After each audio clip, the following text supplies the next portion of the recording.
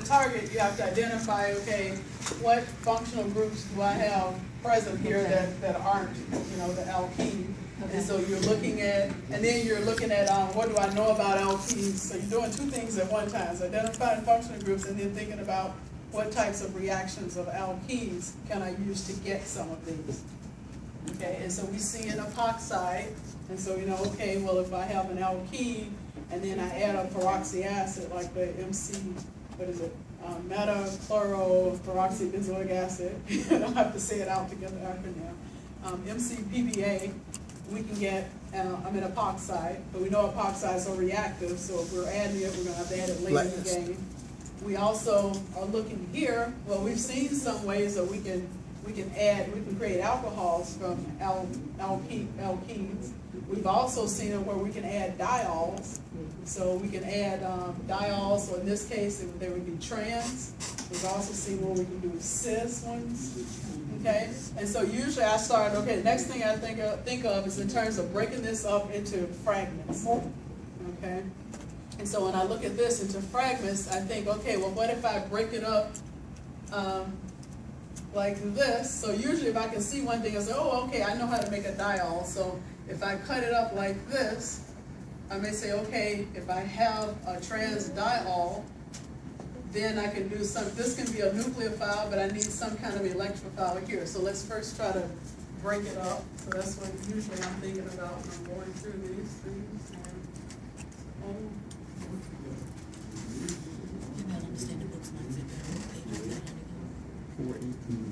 Okay. 418. So again, I would try breaking it up there. Okay, and then just kind of go backwards. So if I break it up there, what would I end up having? I would have a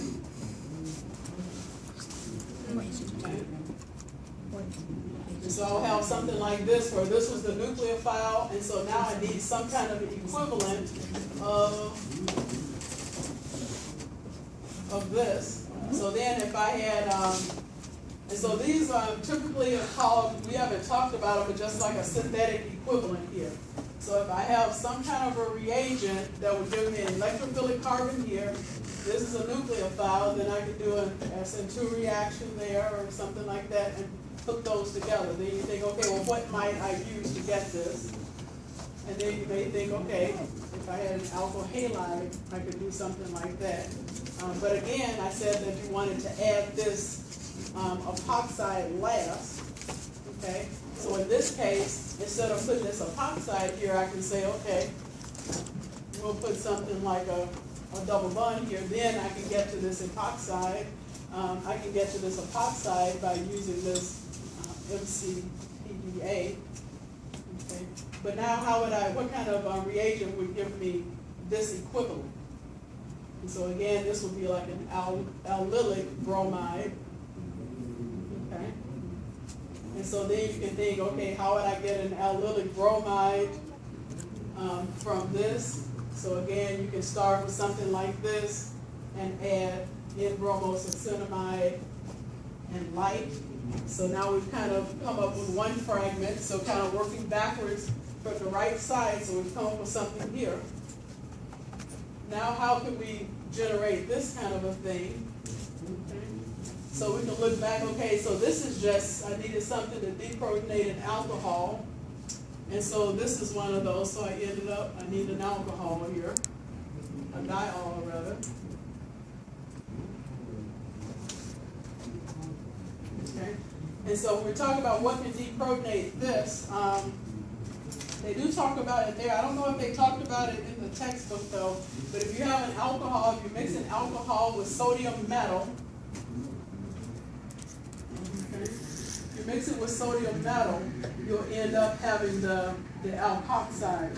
So usually when we're adding, we've been talking about like adding sodium ethoxide when we're talking about using a strong base, and we did elimination sodium ethoxide.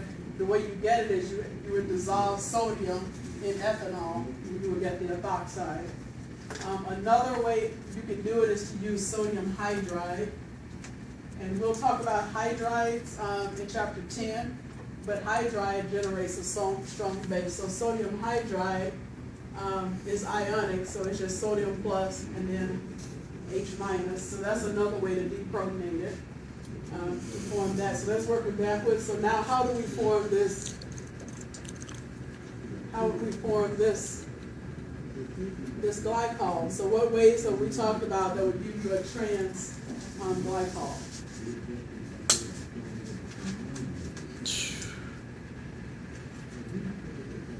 From an alkene. So we can get it from an alkene.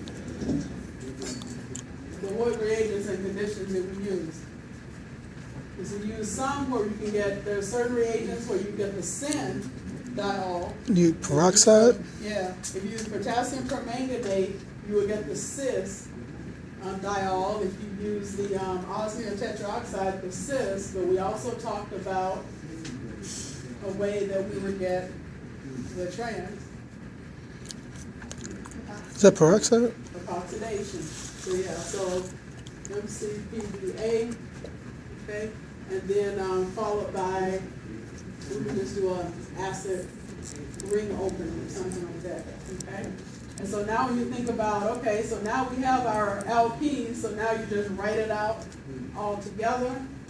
So you can start off with, and so sometimes when we say it looks like a mess, so we start off with this alkene, and so then we can add NBS in the presence of light, and so that's going to give us our allylic bromide, and then we can add, well, we have to do our others. We can add this from a separate step. We have our other alkene, MCTBA,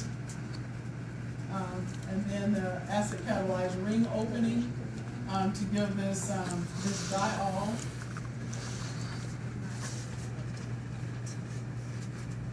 So this trans, and so then we can add that here. So we go ahead and add this as a reagent here. But then we need sodium metal protonated, right? And so then we can get this SN2 reaction here. And so in the strategy that they mentioned in the text, you also could have thought of using maybe an alkyl halide here and then using something here for the nucleophile. But in this case, ideally, you want a primary leaving group. You can't always get it that way, but ideally, a primary leaving group would be best. So, so using this, okay, you deprotonate this, you have your SN2 reaction there, and you would end up with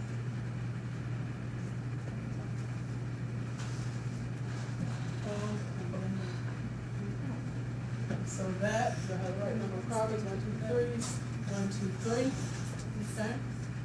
And so now you do another epoxidation. Okay? And so in this case, you're gonna form the, is this directly, this is to the product. But in this case, you're not gonna hit it with acid in this case, because you want it to stay on the epoxide. And so in this case, you go ahead and get the product here.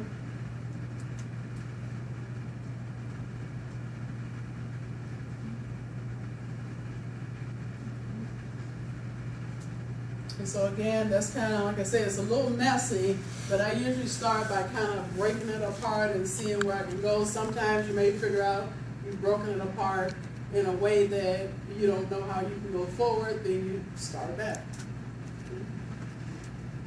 So the gift where it has the NA now, was that just the That was a separate, so you're starting off with two different alkenes. So you're starting off with this one, you're forming this, and then a separate reaction vessel, you're forming this diol, and right. then you're adding sodium to that and adding it here, or you can add the allylic bromide to this message. Pardon? Is that like an SN2 reaction? Yes, it is, because this would give you this. Yeah, and so this would be the nucleophile. Sodium. Yeah. Yeah, so this is just sodium metal.